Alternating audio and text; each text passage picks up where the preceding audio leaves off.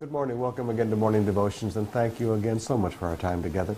I'd like us to turn our attention back to Genesis chapter 39 today, to one of the most famous stories and one of the most well-known stories in the Bible, but too often we miss some of the beautiful application of it.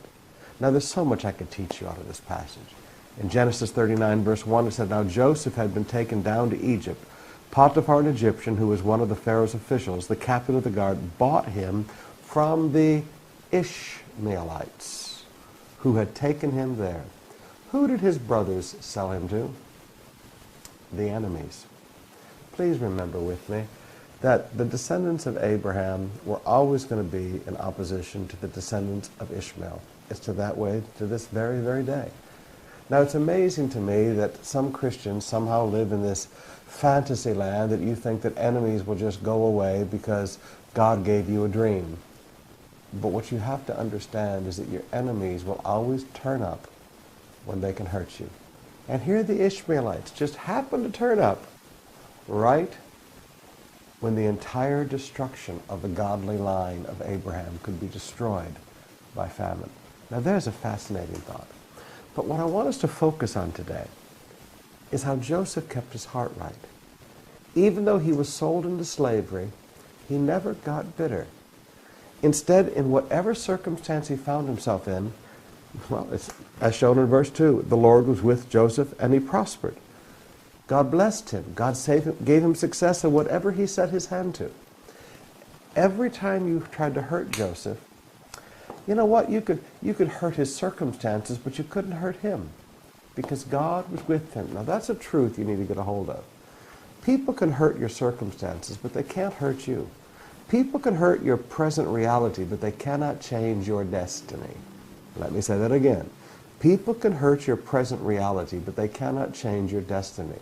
Because when God is with you, and God's blessings are upon your life, whatever happens in life, you're still going to bounce back and you're going to achieve your destiny. Now, to me, one of the most difficult things that Joseph had to face was what I call the tale of two cloaks, or the two cloaks of proof. In verse 11 it says, "One day he went into the house to attend to his duties, and none of the household servants was inside. Potiphar's wife caught him by his cloak and said, 'Come to bed with me.'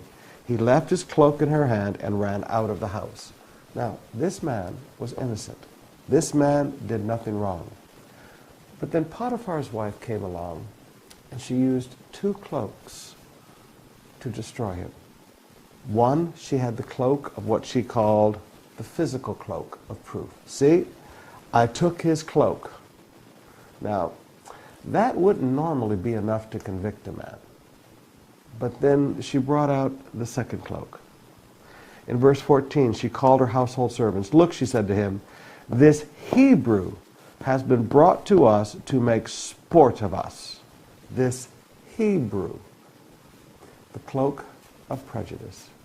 She used it with people who felt that they had been put down by Joseph, that Joseph had been promoted above them. Now, one of the things you and I have to face in life is there are going to be people who take something that is not true and they use it to try to prove a lie. It won't work except with people, now listen to me carefully, it won't work except with people who they can play the second card with, the cloak of prejudice. This Hebrew who has been promoted above you, this foreigner who has been promoted above you, has made sport of us. The cloak of prejudice.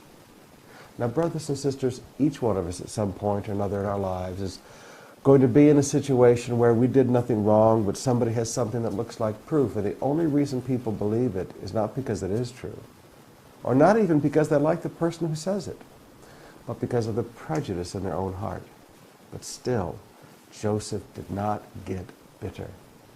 Again, his circumstances, his present reality was changed, but his destiny was still fulfilled. Have you ever wondered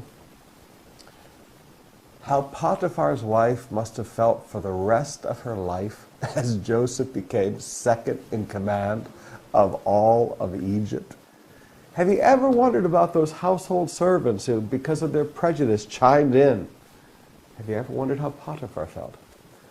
I imagine this woman looked over her shoulder for the rest of her life thinking that Joseph was going to get even with her, but he never did, just like he never got even with his brothers. That's not who Joseph was. I challenge you today. Whatever people do to you, keep your own heart right. You can't change how other people treat you. Keep your own heart right. God's blessings and God's presence on your life will always see your destiny fulfilled.